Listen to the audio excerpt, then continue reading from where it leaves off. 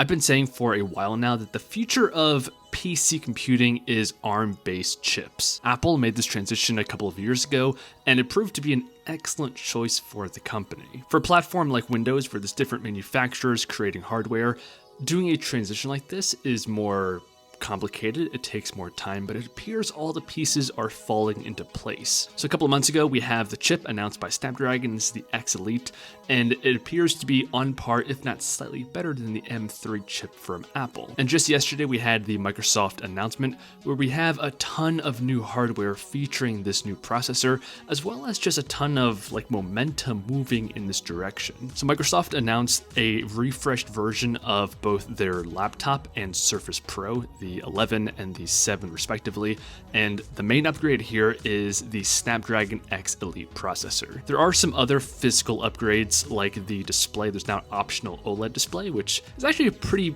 big upgrade in and of itself, but undoubtedly the chip and the greater overall trend of ARM-based chips and all of their benefits was the main point of this event. Of course, the performance is truly next gen, especially when you compare this against the previous Intel chips.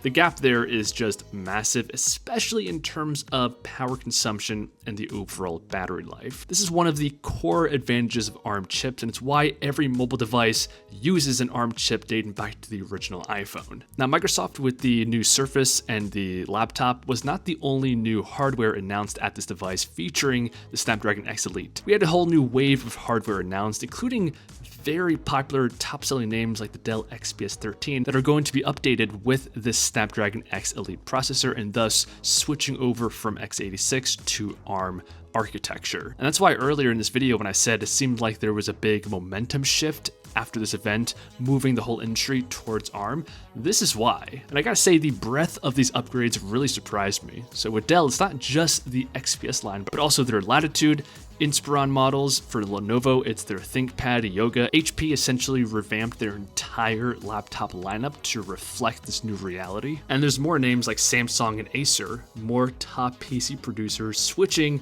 pretty holistically over to Snapdragon and these ARM processors. And this broad, swift adoption of this new platform from all of the major hardware producers is really going to help the software side of things catch up and force developers to make their applications compatible with ARM chips, which I know for a lot of you guys watching is the biggest hiccup you currently have with these chips. I see comments like this all the time saying that ARM, yes, is a cool concept, but the software, it's going to take years to transition. But hopefully this event for Microsoft and all of this new hardware momentum moving this direction helps to speed up this process. But even today, before we have these chips in hand and can do real testing, I've seen some articles indicating that most applications and even games today can run just fine on ARM chips. So apparently a Qualcomm engineer indicated that even if developers don't begin to natively make applications for ARM, they could just run the Windows ARM emulator and most applications and games will load